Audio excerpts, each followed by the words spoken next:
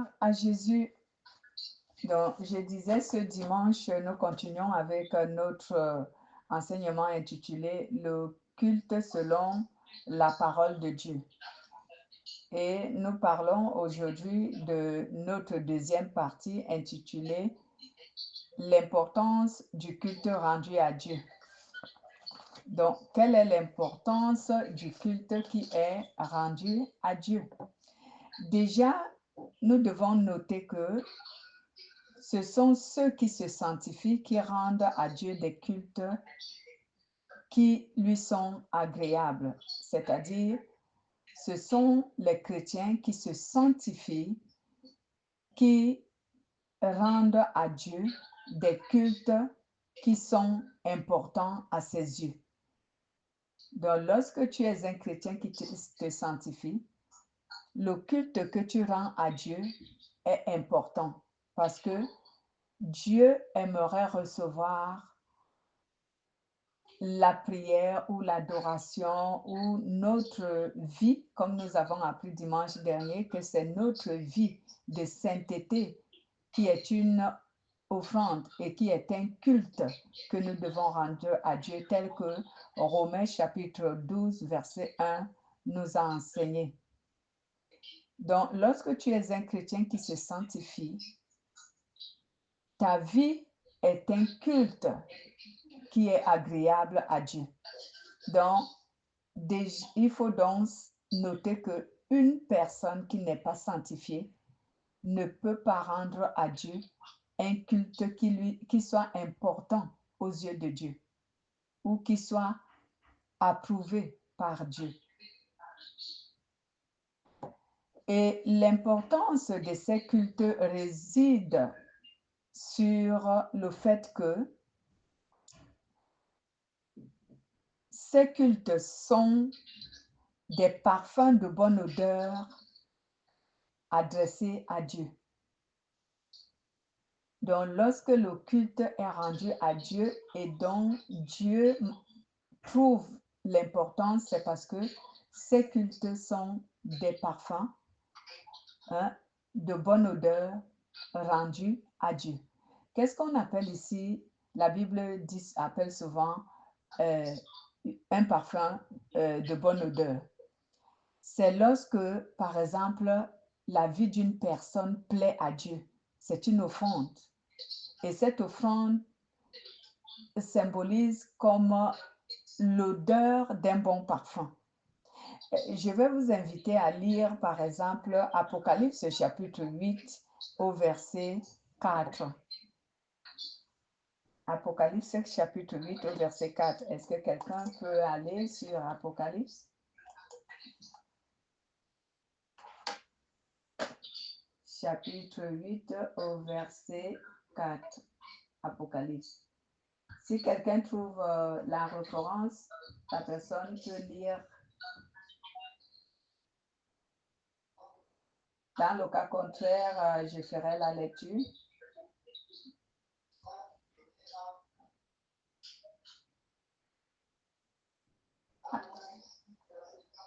Oui.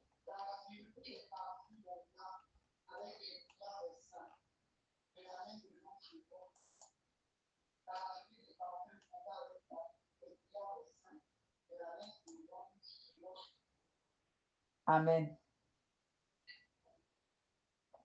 Donc, ici, ma version dit, ici, de la main de l'ange, la fumée des parfums monte devant Dieu avec des prières de tous ceux qui lui appartiennent.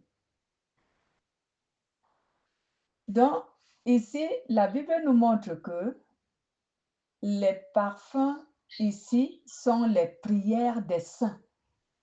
Et je disais tantôt que lorsque la vie d'un être humain qui croit en Jésus-Christ plaît à Dieu, sa vie est également comme devant Dieu comme un parfum de bonne odeur. Parce que sa vie plaît à Dieu et c'est comme si c'était une odeur. Donc, on compare la sainteté d'un être humain a un parfum de bonne odeur, donc quelque chose qui plaît. Nous savons que le parfum, par exemple, lorsque tu mets sur toi un parfum qui a une bonne odeur, cela attire les regards. Cela attire, oui, les regards des gens. Parce que les gens hument cette odeur et ça les plaît et ça attire. Et même, ça donne même une quelconque gratification, une quelconque valeur. Donc, lorsque ta vie plaît à Dieu, elle est considérée spirituellement comme un parfum de bonne odeur et ta vie plaît à Dieu, ta vie est agréable à Dieu. Et c'est ça l'importance du culte qu'un chrétien doit rendre à Dieu. Parce que nous ne rendons pas le culte à Dieu juste parce que nous devons, je dirais, faire un acte de présence dans les églises ou alors dans les réunions ou alors juste parce que nous voulons aussi participer à une réunion. Non, on rend le culte à Dieu parce qu'on veut plaire à Dieu. C'est ça l'objectif des cultes. Parce qu'on veut plaire à Dieu, on veut honorer Dieu, on veut prouver à Dieu sa gratitude, son amour. À ce moment, le culte, il faut que Dieu puisse l'agréer. Et c'est ça l'importance des cultes rendus à Dieu. Donc, lorsque ton culte, j'aimerais redire ici, lorsque ta vie plaît à Dieu, ta vie est considérée de manière spirituelle comme étant un parfum de bonne odeur, donc quelque chose qui plaît à Dieu, et Dieu a de la satisfaction, il a de la joie, il a il ressent cette joie de voir comment est-ce que tu mènes ta vie selon sa volonté, selon ses recommandations. En fait, il apprécie, il approuve. Donc, nous ne pouvons pas dire que nous rendons les cultes à Dieu si Dieu ne les approuve pas. Où est donc de l'importance? Où est cette importance de rendre un culte à Dieu s'il n'approuve pas? Et je réitère que c'est notre vie qui est un culte. Ce ne sont pas nos réunions. Donc, nos vies doivent donc plaire à Dieu. Dieu doit approuver notre comportement qui définit notre vie, notre caractère qui définit notre vie, notre conduite qui définit notre vie, bref, notre manière de mener au quotidien notre vie. Il faut que Dieu approuve et c'est cela l'importance du culte aux yeux de Dieu. Donc, la satisfaction que nous voulons donner à Dieu en vivant de manière pieuse, de manière saine, de manière juste, de manière sanctifiée. Une autre importance, autant pour moi, qui donne de la valeur au culte que nous rendons à Dieu, ce sont des signes qui attestent que la présence de Dieu, c'est-à-dire la présence de son Esprit Saint, offre l'immortalité à ceux qui l'ont reçu et dont leur vie est un sacrifice vivant, saint pour Dieu. Je vais me répéter. L'importance des cultes rendus à Dieu réside sur le fait que ces cultes sont des signes que la présence de son Esprit Saint, cela veut dire la présence du Saint-Esprit, offre l'immortalité à ceux qui rendent les cultes à Dieu, mais surtout à ceux qui rendent des cultes saints, des cultes qui plaisent à Dieu. L'importance de cela réside que le Saint-Esprit offre l'immortalité à ces chrétiens-là, à ces personnes-là qui ont donné leur vie comme un sacrifice pour Dieu. Donc, cela veut dire que cette importance, non seulement il est favorable pour nous, mais il nous qualifie devant Dieu. J'aimerais ici dire que lorsque ta vie est un culte agréable à Dieu, cela te donne déjà l'accès à la vie éternelle, donc à l'immortalité. Quand on parle de l'immortalité, on veut dire que c'est un être qui vivra éternellement. Donc tu entres dans l'immortalité. Cela veut dire que ton âme ne périra jamais. Et c'est très important de vivre tout en sachant que ton âme ne mourra pas, tout en sachant que tu vivras éternellement. Donc, c'est d'une grande importance pour un chrétien. Et cela peut même motiver une personne qui ne s'était même pas encore rendu compte que si ma vie est une offrande à Dieu, si ma vie est un culte agréable à Dieu, donc cela me donne déjà l'immortalité. Cela veut dire que je ne mourrai pas. Même, je veux dire spirituellement, je ne mourrai pas. Donc, même si je meurs physiquement, mon âme vivra d'éternité en éternité, donc sera avec Dieu. C'est encore pour nous rappeler que un culte rendu à Dieu doit avoir de l'importance. Parce que s'il n'y a pas de l'importance, s'il n'y a pas un objectif vraiment précis, s'il n'y a pas une valeur au culte que nous rendons à Dieu, ça ne vaut pas la peine. Nous devons faire ces choses-là avec un objectif. C'est que je veux aussi gagner l'immortalité auprès de Dieu. Alors, il faut que ma vie soit un culte qui a de l'importance aux yeux de Dieu. Et cela va me procurer l'éternité, l'immortalité. Voilà, je vais reprendre mon résumé pour ceux qui écrivent. Dans l'importance des cultes que les chrétiens rendent à Dieu réside sur le fait que, le deuxième point, ces cultes sont un signe de la présence de Dieu qui offre l'immortalité à ces chrétiens-là et qui leur donne la vie éternelle parce que durant leur vivant, ils se sont sacrifiés pour que leur vie puisse plaire à Dieu, pour que leur vie soit un sacrifice qui est un culte devant Dieu.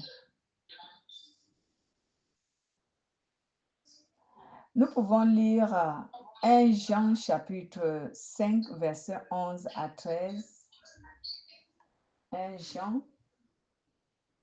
chapitre 11. Pardon, 1 Jean chapitre 5, je veux dire.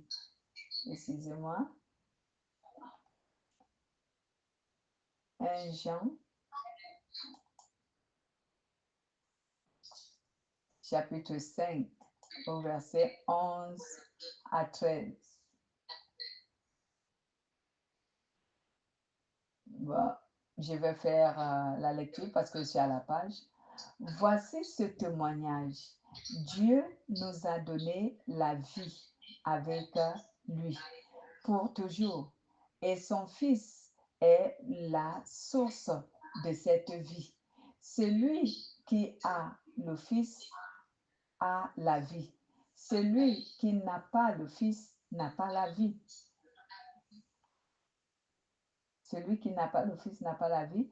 Je vous ai écrit cette lettre pour vous faire savoir ceci. Vous qui croyez au Fils de Dieu, vous avez la vie avec Dieu pour toujours. Voici pourquoi nous sommes pleins de confiance devant Dieu quand nous lui rendons quelque chose qu'il trouve bon pour nous. Il nous écoute. Et la Bible nous dit au verset 16, si quelqu'un voit, non, la Bible nous dit, vous serez saints parce que je suis saint.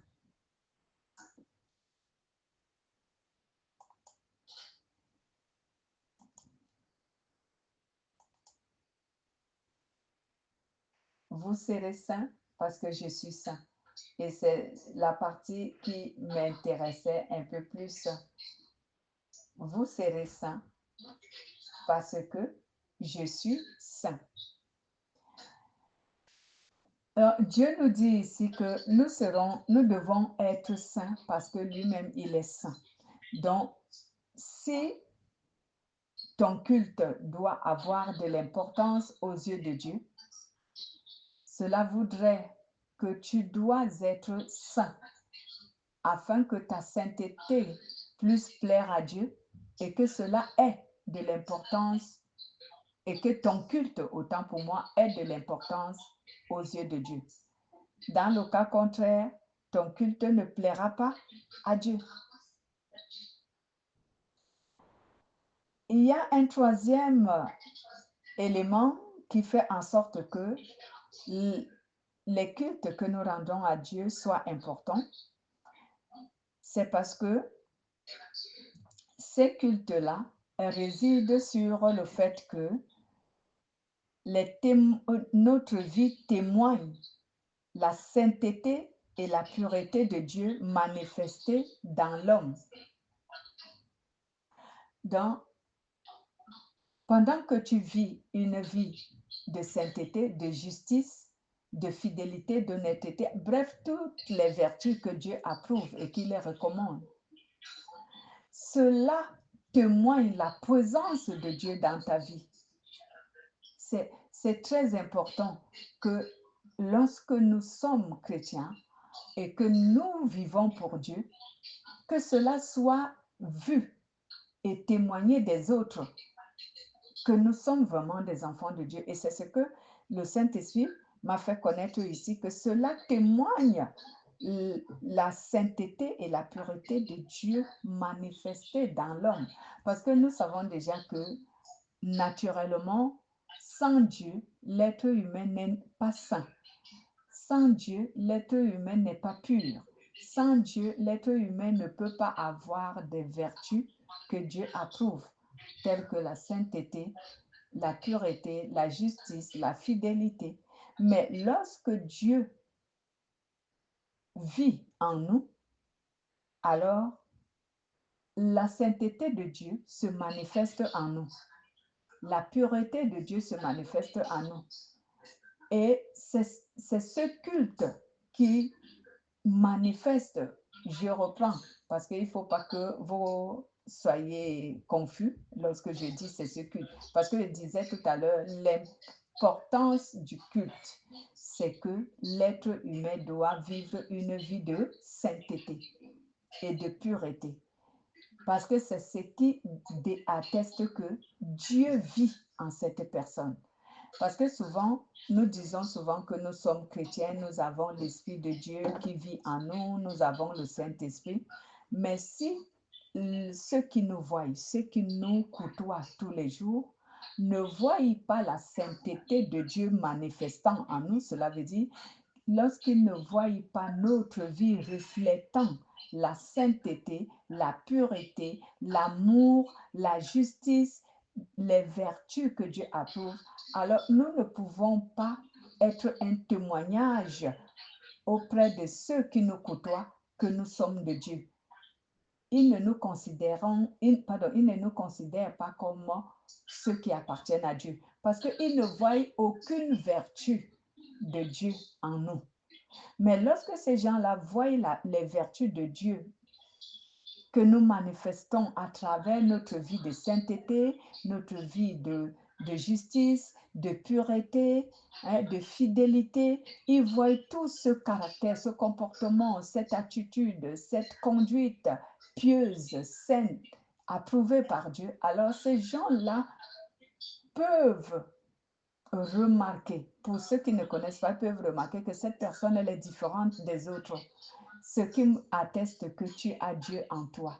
Ou ceux qui connaissent quand même ces choses-là peuvent dire non, cette personne appartient vraiment à Dieu parce que sa vie reflète la sainteté de Dieu.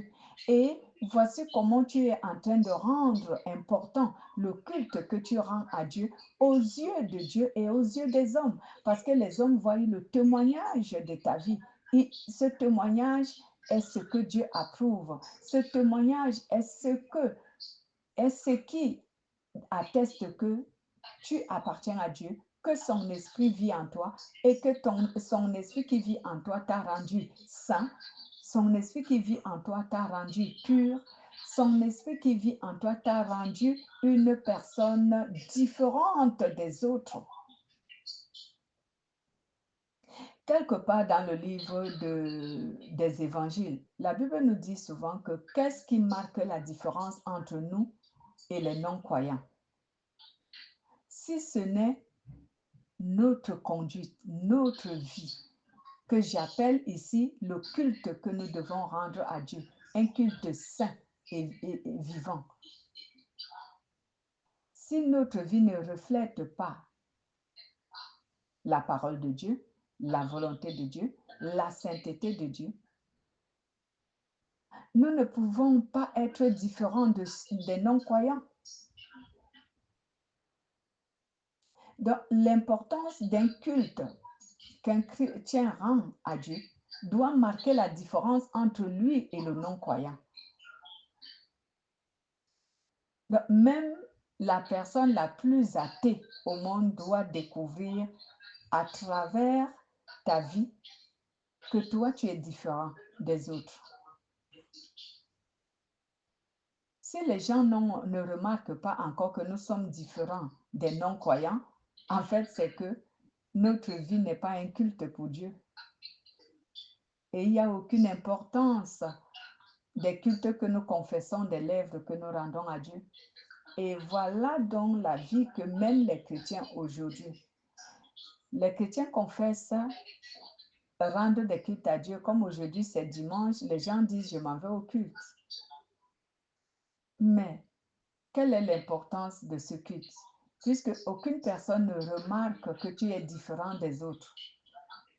Tu es toujours un païen. Tu n'as aucune conduite d'un enfant de Dieu. Tu n'as aucune conduite qui atteste et qui démontre à ceux qui ne connaissent pas Dieu que Dieu est en cette personne. Ou encore qui démontre à ceux qui ne connaissent pas Dieu que cette personne est différente des autres.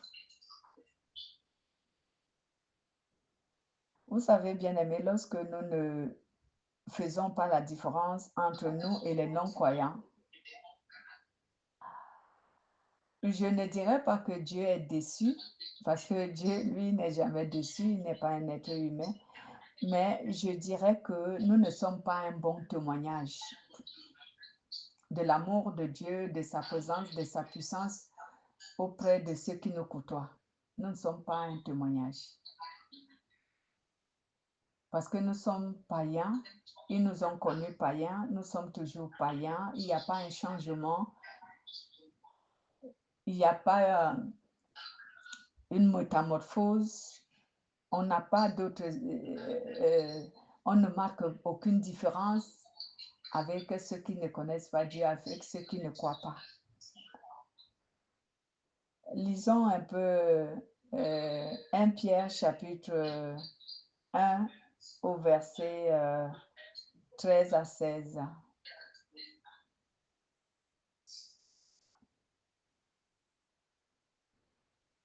1 Pierre.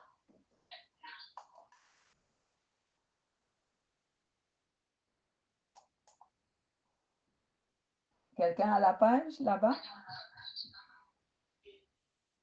Ouais, allez-y alors.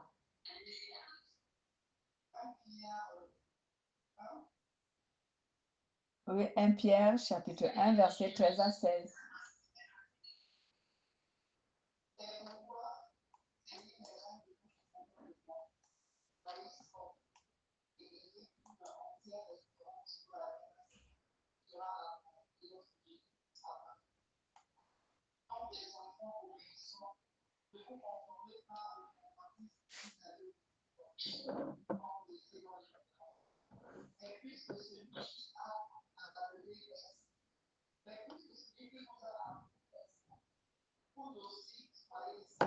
Amen.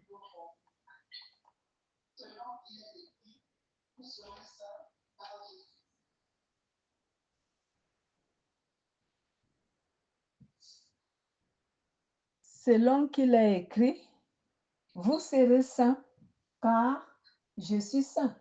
Donc, je refais un peu la lecture ici qui nous dit, c'est pourquoi, soyez prêts à l'action, à rester attentifs. Mettez toute votre espérance dans le don que vous allez recevoir quand Jésus-Christ apparaîtra.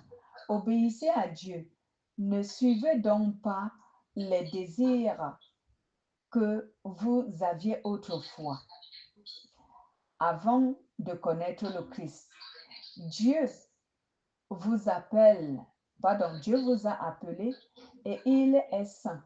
Alors vous aussi devenez saints dans toute votre conduite. En effet, les livres saints disent, soyez saints comme moi, Dieu est saint. Vous serez saints comme je suis saint, sur d'autres versions. Donc Dieu nous dit, comme je venais de le dire en amont, il nous appelle à la sainteté. Si donc tu veux que la vie que tu mènes soit un culte important aux yeux de Dieu, il faut que tu vives dans la sainteté. Il faut que la sainteté de Dieu soit visible dans ta vie, dans ton comportement, ta conduite, ton caractère de tous les jours.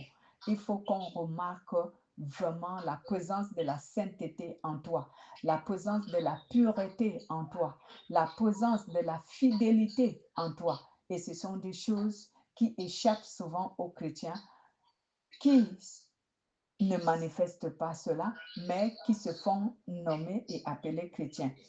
Je ne dirais pas qu'ils ne sont pas chrétiens, mais je dirais que ces gens-là rendent un mauvais témoignage à Dieu. Parce que avec cette attitude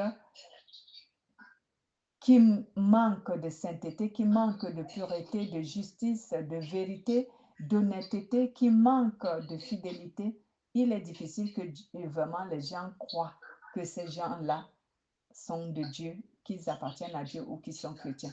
Il est difficile aux gens de le croire. Et nous sommes appelés à rendre un meilleur témoignage à Dieu, pas de lèvres, mais avec notre conduite. Un autre aspect montre que un culte que nous rendons à Dieu peut être important. Cela veut ici dire que l'importance de ces cultes rendus à Dieu réside également sur le fait que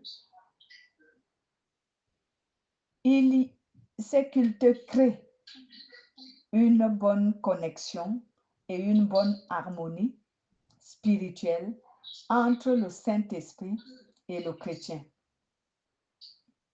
Ce qui fait que le Saint-Esprit soutient ce chrétien dans les luttes, dans les combats, dans l'adversité, dans les difficultés qu'il doit rencontrer. Le Saint-Esprit est toujours présent dans tout domaine de la vie de ce chrétien pour le soutenir et pour l'aider à traverser ces moments dans la sérénité, parce que sa vie est un culte, parce que sa vie reflète la volonté de Dieu, parce que sa vie plaît à Dieu. Donc, l'importance de ces cultes crée une bonne connexion et une bonne harmonie spirituelle entre le Saint-Esprit et le chrétien. Et le Saint-Esprit le soutient dans tous les domaines, dans ses combats, dans ses luttes, dans ses joies, dans ses souffrances, dans ses difficultés. Le Saint-Esprit le soutient parce que sa vie est un culte qui est rendu à Dieu. Donc, ici, le Saint-Esprit veut nous faire comprendre que lorsque ta vie est un culte important, jugé important aux yeux de Dieu, alors Dieu te soutient en tout ce que tu fais et en tout ce qu'il approuve. C'est pour cela que le livre de Josué, Josué chapitre 1 au verset 9, nous encourage dans ce sens. Si nous lisons Josué, le livre de Josué chapitre 1 au verset 9, la Bible nous dit quoi?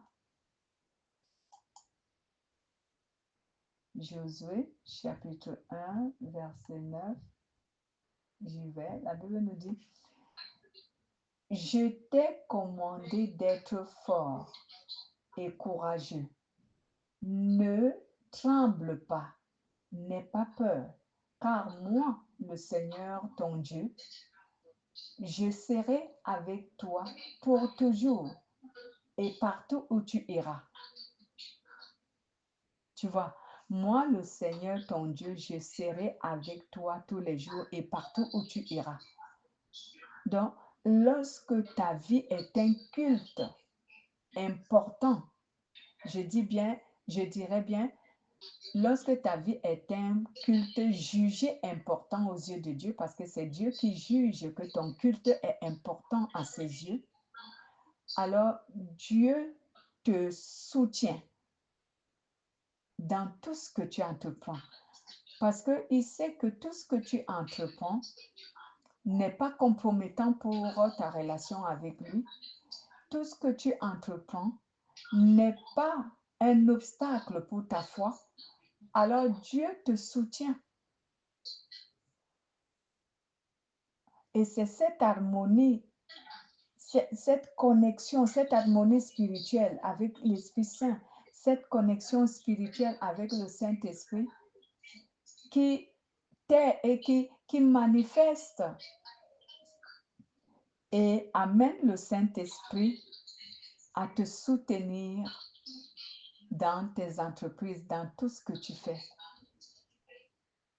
Vous savez que lorsque le Saint-Esprit soutient toujours une personne dans ce qu'elle fait, je parle de la personne croyante, d'un chrétien, c'est parce que le Saint-Esprit reconnaît en cette personne toujours la sainteté. Ça ne manque pas, parce que la sainteté rend une personne intelligente. La sainteté rend sage. La sagesse voudrait que l'on fasse ce qui plaît à Dieu. Je parle de la sagesse spirituelle, la sagesse de Dieu. Je ne parle pas de la sagesse du monde. Nous avons appris ce que c'est que la sagesse du monde et la sagesse de Dieu. La sagesse du monde, c'est la ruse et la méchanceté. La sagesse de Dieu, c'est la paix, la tempérance et tout. Si vous lisez le livre de Jacques, chapitre 1 au verset 13, allons un peu voir ce que Dieu appelle sagesse venant de sa part. La sagesse de Dieu, très très différente avec celle du monde.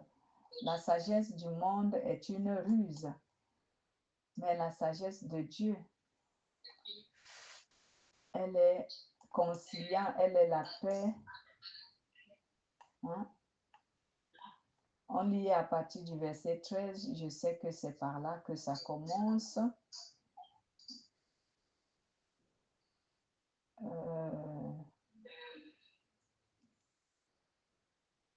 Voilà, la Bible dit: quand quelqu'un a envie de faire le mal, il ne doit pas dire c'est Dieu qui me pousse à faire du mal. Dieu ne peut pas avoir envie de faire du mal et il ne pousse personne à faire du mal. Oh ben, je suis où? Excusez-moi, j'ai une version là. La sagesse de Dieu. Excusez-moi, je pense que j'ai pris un autre verset. Voilà. Donc, c'est Jacques, hein? Jacques chapitre 3. Excusez-moi, j'ai fait l'inverse. Jacques chapitre 3. Voilà, au verset 13. Au verset 13 qui nous dit, voilà. Est-ce qu'il y a quelqu'un de sage parmi vous? Est-ce qu'il y a quelqu'un d'intelligent? Alors il doit le montrer par sa bonne conduite, par ses actes faits avec douceur et sagesse. Mais si vous avez dans votre cœur une jalousie amère, voilà la sagesse du monde, une jalousie amère et l'envie de passer devant les autres, ne vous vantez pas, ne dites pas de paroles contraires à la vérité. Cette sagesse-là ne vient pas de Dieu. Elle appartient à la terre et aux humains. Elle appartient à la terre et aux humains. Elle ressemble à celle de l'esprit mauvais. Quand les gens sont jaloux, quand les gens sont jaloux, quand ils ont envie de passer devant les autres, il y a du désordre et toutes sortes d'actions mauvaises. Mais la sagesse qui vient de Dieu donne d'abord un cœur pur, puis elle apporte la paix, la douceur. Elle cherche à unir, elle est pleine de bonté et elle produit des actions bonnes. Elle ne fait pas de différence entre les gens et elle n'est pas fausse. Ceux qui aiment la paix répandent la paix autour d'eux comme des semences et des fruits qu'ils récoltent. Ce sont des actions de justice et de sagesse. Voilà ma version. Donc, la Bible nous dit ici que la sagesse de Dieu, elle est pure, elle est amour, elle est conciliante, elle est la paix, elle est la joie. Donc, elle produit tout cela. Alors que la sagesse du monde, elle est une ruse et une méchanceté. C'est pour ça qu'elle produit la jalousie et tout ce qu'on sait que Dieu désapprouve. Donc, lorsque tu es un chrétien qui rend un culte ou encore des cultes importants aux yeux de Dieu, tu auras la sagesse de Dieu. Et en manifestant cette sagesse, en mettant en exécution dans ta vie cette sagesse, cela rend ta vie importante. Donc, cela rend ton culte que tu rends à Dieu important. Est-ce que j'aimerais dire ici que la vie de certaines personnes n'est pas importante aux yeux de Dieu parce que c'est ce que quelqu'un aurait peut-être compris si il écoute l'enseignement? Non, je ne dis pas que la vie de certaines personnes ne sont pas importantes aux yeux de Dieu parce que ce ne sont pas des cultes que Dieu approuve. Non, mais je dis Dieu a son jugement. J'ai souvent enseigné, et la Bible nous l'atteste, que Dieu aime tout être humain qu'il a créé. Mais Dieu a aussi des préférences. Il a des préférences. Même nous-mêmes, les êtres humains, nous aimons beaucoup de gens, mais on a des préférences parmi les gens que nous aimons. Et pourquoi cela? Cela ne nous vient pas de nous. Cela nous vient de la nature de Dieu. Dieu aime tout être humain qu'il a créé, mais il a des préférences.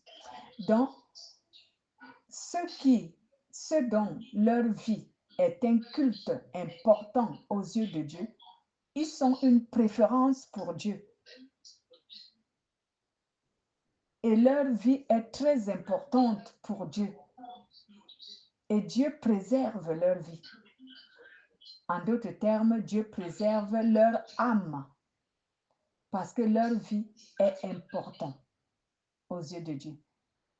Ceux qui ne rendent pas à Dieu des cultes agréables, leurs vies sont aussi importantes pour Dieu, mais à un certain niveau, selon le jugement de Dieu. Ce n'est pas à moi de juger ça, mais selon le jugement de Dieu.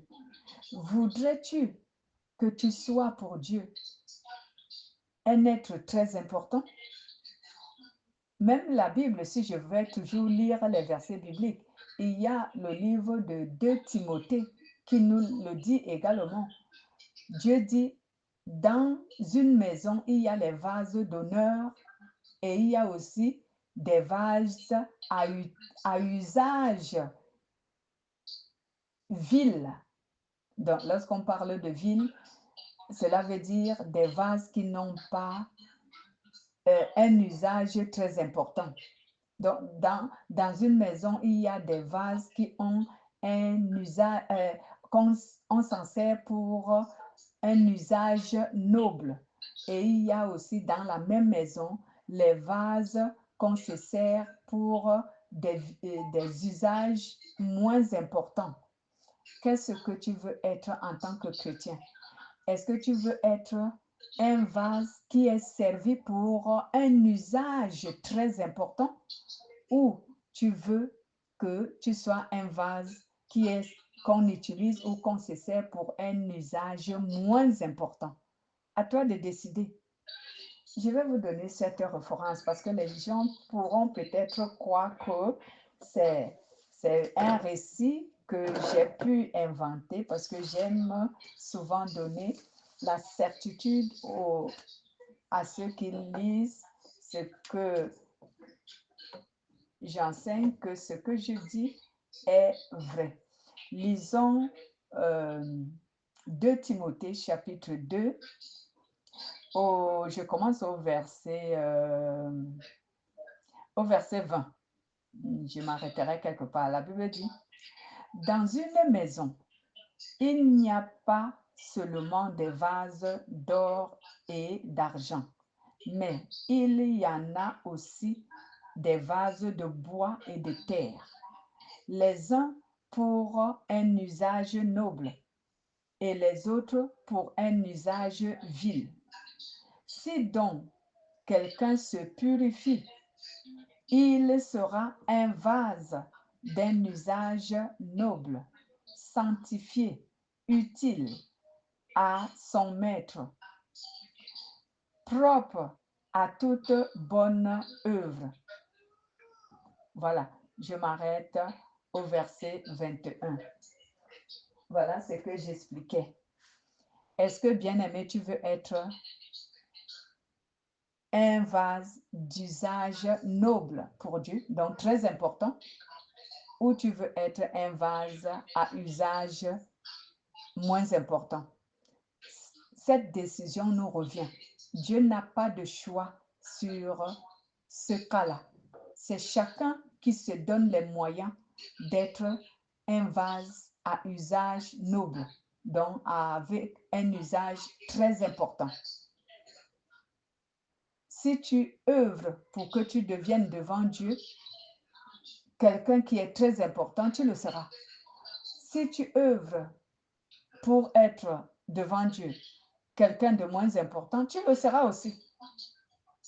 À ce niveau, ce n'est pas Dieu qui choisit, mais c'est nous-mêmes qui se donnons des moyens de le devenir, parce que la possibilité nous a été donnée de le devenir. C'est pourquoi nos cultes que nous rendons à Dieu peuvent être importants, comme peuvent être moins importants. Pourquoi? Parce que nous ne nous sommes pas donné des moyens. Mais si on se donne des moyens, notre vie deviendra un culte très important aux yeux de Dieu et Dieu va approuver. Voici donc l'importance des cultes que les humains peuvent rendre à Dieu. Et cette importance, ce n'est pas une autre offrande que tu donnes, ce n'est pas une offrande d'argent. Ce n'est pas une offrande de bien du monde. Il s'agit de l'offrande de ton cœur et de ton âme. C'est ce qui rend ton culte soit plus important, soit moins important aux yeux de Dieu. Si ta vie appartient totalement à Dieu et que ton âme est sanctifiée et pure par l'obéissance et la sainteté, alors ta vie est un culte très important aux yeux de Dieu. Tu deviens donc un vase à l'usage important et très important aux yeux de Dieu. Mais si ta vie est désordonnée, minée par une vie de péché, alors ton culte sera moins important aux yeux de Dieu. Et tu seras pour Dieu un vase à usage moins important. Ce n'est pas Dieu qui t'aura classé à cette place, mais c'est toi-même qui te serais mise à cette place. Voilà ce que Dieu voulait nous enseigner aujourd'hui. Est-ce que ça vous parle, cet enseignement de ce matin? Amen. Que Dieu soit loué.